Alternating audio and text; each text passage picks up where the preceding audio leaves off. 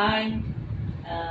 எல்லாருக்கும் காலை வணக்கம். என்னன்னு கேட்டிங்கன்னா, நான் தனிகை ரியல் எஸ்டேட்டில் கிட்டத்தட்ட ஒரு 15 வருஷமாக ஒர்க் பண்ணிகிட்ருக்கேன்.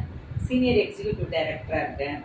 என்னுடைய ஆதங்கம்லாம் என்னென்னா, இந்த வாடகை வீட்டில் இருக்கிறவங்கலாம் சொந்த வீட்டில் குடி போகணும் அப்படின்றது தான் என்னுடைய ஆசை.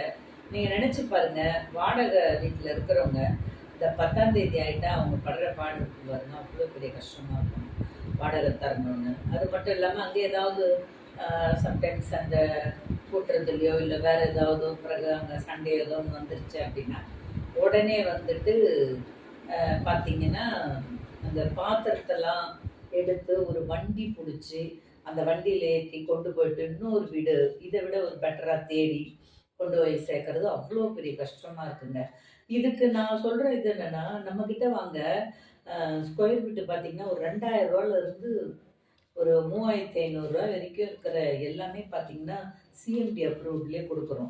நீங்கள் அந்த வாடகை பைசா கட்டுறதில் வந்துட்டு நீங்கள் இந்த இடத்துக்கு உங்கள் சொந்த வீடை அமைச்சிட்டு இஎம்ஐயாக பே பண்ணிட்டு போகலாம். எத்தனை வருஷம் நீங்கள் வாடகை கொடுத்தாலும் அது வாடகை வீடு தான். ஆனால் இது பாருங்க, ஒரு 5-6 வருஷத்துலேயே உங்கள் சொந்த வீடாக மாறிடும்.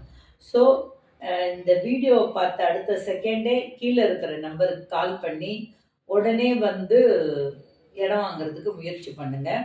ரொம்ப கம்மி பட்ஜெட்லாம் ரொம்ப இருக்குது. இன்வெஸ்ட் பண்ணுற மாதிரியும் இருக்குது, வீடு கட்டுற மாதிரி இருக்குது, மாதம் 2000 ரூபா கட்டுற மாதிரி இருக்குது.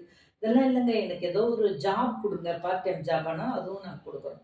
என்னை பாருங்கள், நான் வந்துட்டு இப்போ ஏலகிரிக்கு போனேன்.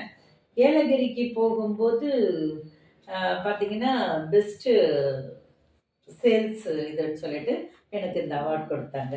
ஸோ தனிகையில் சேர்ந்தீங்க அப்படின்னா அவங்கவுங்களுடைய உழைப்புக்கு கண்டிப்பாக வந்து நல்ல ஒரு மதிப்பு இருக்கும். ரொம்ப நேர்மையாக டாக்குமெண்ட்ஸ் கிளியரன்ஸாக இருக்கும். அது மட்டும் இல்லாமல் நாங்கள் வந்து ஆமாம் ரொம்ப நல்லா ஒர்க் பண்ணோம் அப்படின்றதுக்காக எங்களை வந்து ஃப்ரீயாக வந்துட்டு தாய்லாந்து கூப்பிட்டு போனாங்க. அதில் பாருங்கள், நான் இருப்பேன் பாருங்கள், தாய்லாந்து போயிட்டு வந்தோம். தாய்லாந்தில் பார்த்தீங்கன்னா பாருங்கள், நல்லா தெரியும் ஓரளவு உங்களுக்கு. எலிஃபண்ட்டு தூக்கிட்டு போகிறது, இந்த முதல்ல வாய்ப்பில் கை விடுறது, அப்புறம் வந்துட்டு வானத்தில் பறக்கிறது, கடலுக்கு அடியில் போகிறது, இது புலி கூட உட்காந்து ஃபோட்டோ எடுத்துருக்கோம் பாருங்கள். ரொம்ப சூப்பரான பிளேஸுங்க தாய்லாந்து. செம்மையாக இருந்துச்சு, எல்லாருமே நல்லா என்ஜாய் பண்ணோம். ஸோ நீங்கள் இங்கெல்லாம் வந்தீங்கன்னா எல்லாத்தையுமே அழகாக என்ஜாய் பண்ணலாம். ஓகே, வாங்க, பை.